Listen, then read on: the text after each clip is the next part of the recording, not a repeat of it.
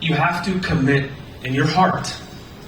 Lord, I want your mission to be my mission. I want to commit to making disciple makers. And there's probably 3 categories of people in the room right now. 1, you are a follower of Jesus, you are a believer, and yet you're not making disciples yet. I understand you. People are scary, people are difficult, we don't know what to say all the time, we don't know how to answer people's questions, we don't know how to address people's emotions. It's okay. It's okay to not have all the right answers. It's okay to not do it perfectly. It's okay to say the wrong thing and have to come back next week and say, I'm sorry, I said the wrong thing. But commit to begin. Commit to talking to people who don't know Jesus. Commit to praying for them. Commit to begin. But there's another category of people in here. You are leading people. You have a discipleship group, for example, but they are not making disciples. I want to encourage you to step them up, to challenge them, to share with them God's global perspective. And you have to get superhero with it. That's okay. You can save the world if you're willing to obey Jesus' Great Commission. Challenge them to step out and let them know you don't have to be perfect. It's okay. It's okay to just try. It's okay to fail and to start again.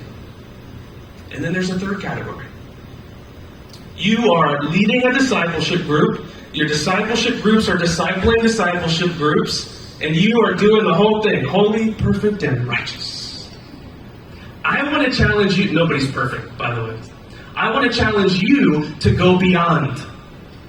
Did you know, in Metro Manila alone, there are millions of our religious cousins.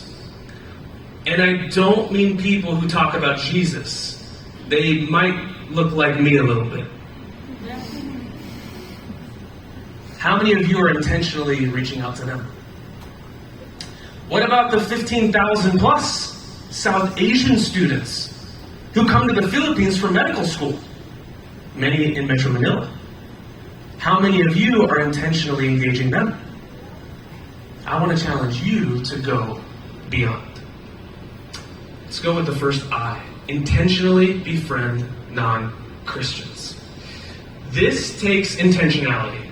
Many of us are not making disciple makers because we have no one to disciple, right? It takes intentionality to go out there and meet people and love people and share your life with people and eat together and talk together and gain their respect because maybe you don't have it yet. Intentionally befriend non-Christians. First S, stay focused on Christ. This is not about you. It's not about me. It's not about your D group. It's not about CCF. It's all about Jesus and Jesus only. If you lose your focus on Christ, you lose your purpose in disciple making. Stay focused on Jesus. The second S, share the gospel always. Let me ask you, what does your neighbor need? What does your neighbor need? The gospel. What does your non-Christian friend need? The gospel. What does your Christian coworker need? The gospel. And what do you need? The gospel. Everyone needs the gospel. Everyone needs the gospel. We cannot expect to make disciple makers if we're not even talking about Jesus. Share the gospel always. It's okay to mess up. Share the gospel always. Next I. Intercede for non-Christians. How much of your prayer life is devoted to praying for non-Christians? Seriously, think about it.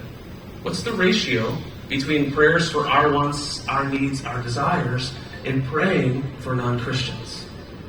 If we're going to make disciple makers among the non-Christians, we have to stand in the gap for them. and intercede for them and pray, Jesus, give them a Damascus Road experience. Draw them to yourself. Intercede for non-Christians. Oh, obey all that Christ commanded. The Christian life is a life of becoming more like Jesus in the way that we live in our character, in the way that we do in our ministry. It's about becoming more like Jesus. You cannot expect Jesus to make disciple makers through you if you are not striving to obey what Jesus commanded. Obey all that Jesus commanded. Finally, and never forget God's global perspective. Never forget what Jesus cares about. Never forget that his heart is for the nations. Never forget that you're making disciple makers because you love Jesus and he loves the nations.